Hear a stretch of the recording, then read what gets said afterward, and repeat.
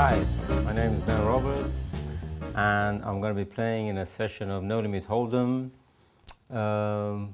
What we found here, the 5-10 deep six-handed, so it should be interesting. To approach a deep stack game is actually a little bit different. I like it more because more profound game, which proves to be more effective, you know, and you get rewarded. You get rewarded better for your good play, and equally you lose more for your bad play. So I like that. I always like that, and it's a nice challenge. Of course, every game is different. We'll be witnessing how these players play, and adjust our game accordingly. Okay, we're in. So now we're playing No Limit Hold'em, different game to Omaha. Raising and re-raising pre-flop is basically most of the game. You know, here on the big blind we got 7-10. The under the gun raise, a button call.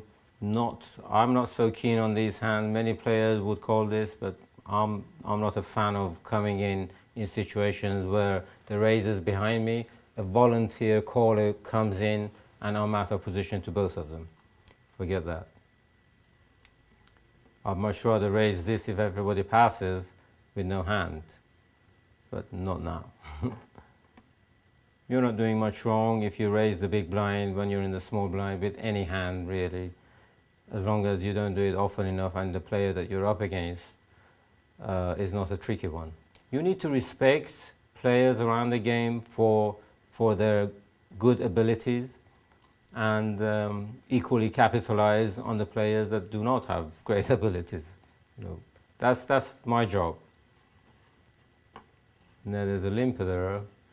There's a limper there. I like to raise this, but the limper doesn't have much money, but I still raise it. It's not bad actually. It's got 300, and it's only a small game. So let's come in with a raise. Don't like this small blind calling here. In fact, this is not all that good. I'm going to check it. This has gone wrong slightly. So I want to check this out. Okay, I get a free card. Maybe a jack comes. Nope.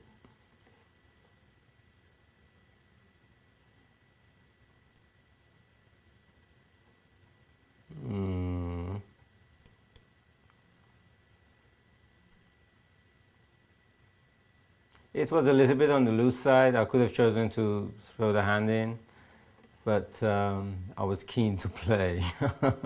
You know, it's okay if you fancy entering the pot and it's all on the borderline for your own self-satisfaction. You know, nothing wrong with that. But we're not calling this raise, that's for sure. So what we need to know is that in Hold'em games, any Hold'em game mainly, if a raise from under the gun is clearly respected more than the raise on the button, and so the raise on the button can come from many hands, whereas the raise on the under the gun will be more selective, or ought to be more selective, and often is. So calling raises, so you can capitalize on the button raises and the cutoff raises, because there are many hands that could that the player could hold in those. Although it varies with different players, but we're generalizing the whole thing right now. Now the cutoff just called. This is a weakness. We can raise this and bet the flop, as long as we get rid of the big blind. Right, okay, so far so good. And we're betting this now. We're betting it. We don't actually have to bet the whole pot if we don't want to. This should take care of it. So we capitalize on the weakness, because if a cutoff doesn't raise, that really magnifies the weakness. Also, it's the same with the button. So, for instance, here we're on the button with 3-9 offsuit. If we just call it, we really truly tell them that we don't have much of a hand. So we're not going to do that. The best thing is to pass. The next best thing is to raise, and the worst thing is to call them. Here it's the better one to come in with a raise with 5-7 suited. I like to use these suited hands more aggressively rather than, oops. Now this is not turned out to be so good. We got to call 126 with 7 high, turn bad, so we get out. That's fine. But going back to these suitors, connected suitors, I like to come in with a raise with them, or even re-raise with them in some situations, rather than just call a raise, unless there are enough players in there. And they're often overestimated.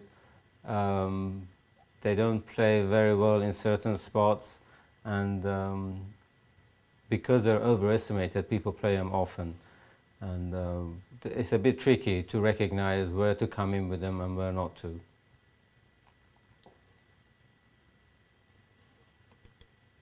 We see the flop with this beautiful hand, and we check it. Cheap bet from this guy. It's cheap, showing weakness. We don't know this guy. He could actually be doing this deliberately with a strong hand. So what we'll do, we'll pass and observe this player to see if we can capitalize on these bets later on.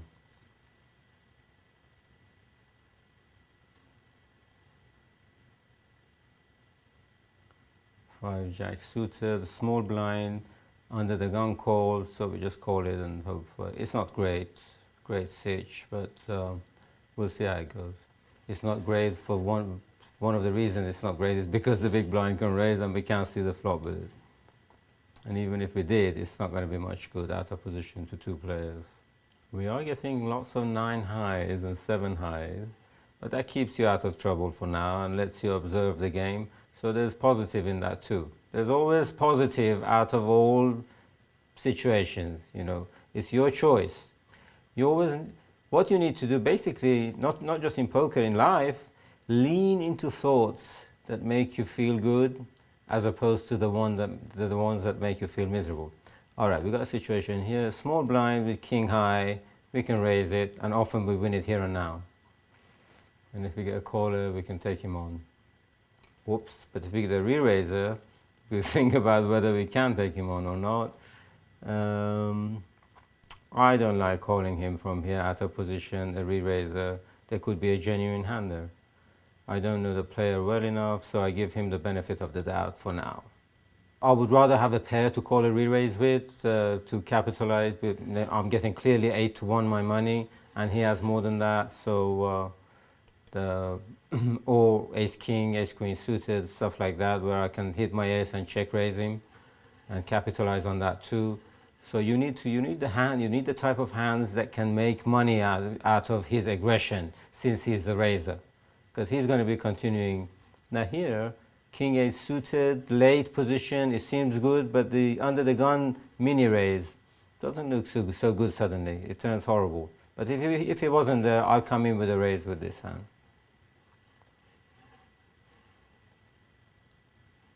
Ace 9 suited, I have 4 players behind me, so I come in with a raise. These are the hands that you raise with in tournaments and pick up the blinds, you know. But this guy's re-raised me again, very interesting. Okay, I'm going to pass again, give him the benefit of the doubt. We probably made 2 good laydowns against him, unless we get to know him, and then we may say in a few minutes, oh, we made those bad laydowns against him. But that's okay. You know, as long as we are reasonable with our decisions and don't take it personally. Never take things personally during the game. It's only a game. Now this raise that comes from the cutoff is not a full raise, and it's a cutoff raise. We can't take him on here.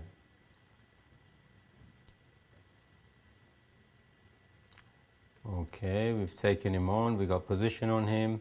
Remember, he didn't make a full raise, and he's making continuation method with 2 spades. Is a little bit risky to raise him, but we will do. We'll take a risk here. We should win it here and now. because you know, I'm feeling a touch of weakness.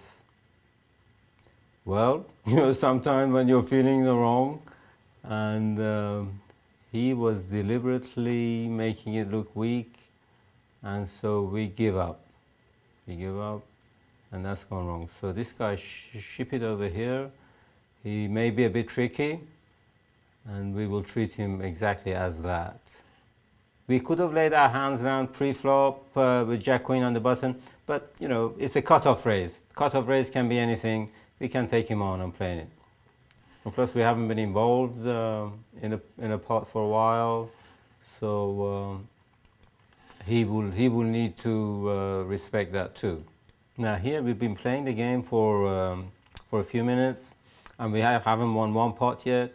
We lost a little bit. A couple of situations went down. We even tried to push one situation to the limit and take it away from the guy. That went wrong, but that's okay. That's okay. What you need to say to yourself at points like this is everything is absolutely fine. Absolutely fine. It is okay with capital O to be losing a little bit in a session. You know, don't ever think you're losing a little bit and focus on that, so a desire is born within you to want to get your money back because of your thoughts. We can raise this, we can re-raise this because it's a button raise. I often wait for it to be ace suited, ace 9 suited, and do it with, but we'll do it here just for the sake of it. While we're overdoing it, maybe this guy is better than we thought, so we're going to give him a lot more respect and treat him with more respect from now on. King Queen on the button.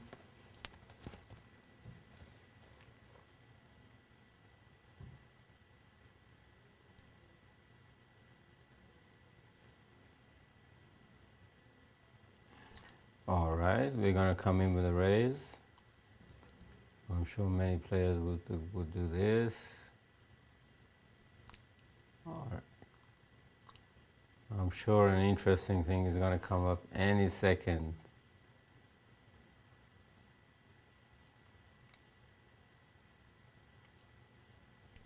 It's so nice playing on full tilt sites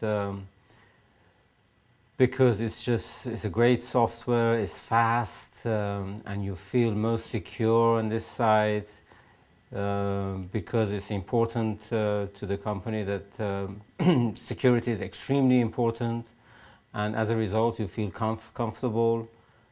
Fast games, you can play more than one game and many hands per hour. It's just heaven for a poker player. It really is. You know, I remember in my early days of playing poker, I used to drive like 70, 80 miles to find a game that would be very small and last just for a few hours, and what a difference. What a difference, you know, really. Super. I'd like to watch this guy actually. He's pretty active. This guy on my right, ship it over here. So he may be a pretty good player. That could be tricky.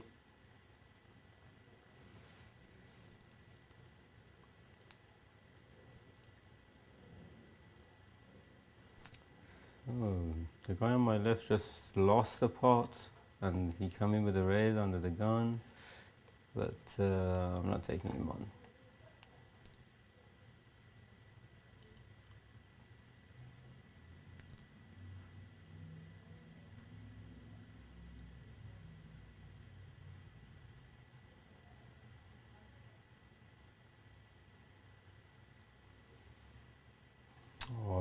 This is a cutoff raise also, so we can call this because it's a cutoff raise. Jack King is a pretty good hand to answer his bet. This is quite interesting. Now it's 77 in the pot, 228. We can actually check raise him, hoping he makes his continuation bet with. I'm thinking we're check raising him because we've got two cards over pair, eighth or a queen, everything going for us, and we can win it right now. You know. There you go. We're not in bad shape. There you go. I mean, he had one of the worst hands that we wanted him to have against us, but even then, we had many cards to hit.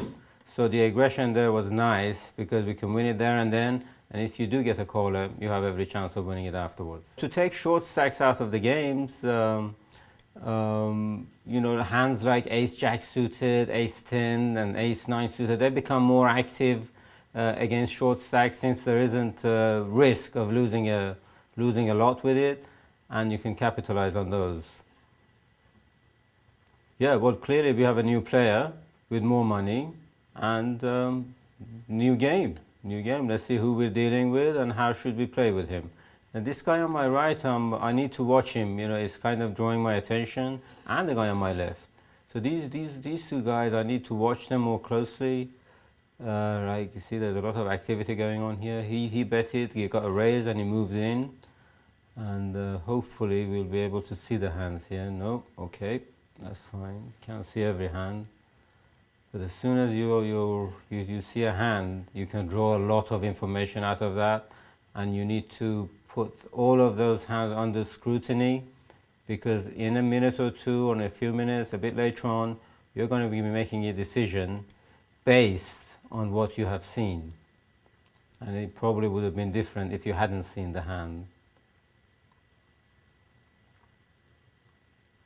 He's re-raising again on the big blind, and he's won it. Yeah, this guy is not so easy to deal with, so we're going to treat him with more respect. And this guy on my left also is pretty active. They're firing. They're firing. As soon as we work them out a little bit, then we can play our hands maybe more freely with them. But right now we remain conservative and observant. Remaining. Right, let's try him out. I raise him again. Okay. Well, it's been an interesting session, although we've not been very active in it. We did try a couple of moves against some players, which wasn't successful, but that's fine. But the players, here we are. He's active again in the pot. He's moved in against a small stack with ace queen suited, and he won it. Nothing wrong with that. The other guy didn't do much wrong. But all in all, what we've done in this session is we didn't actually get involved much, and whenever we did, we kind of hit the brick wall. But that often happens in games. And what my duty is to just observe the game, learn from the players, and play accordingly afterwards. So really, not a great deal has happened for us to capitalize right now.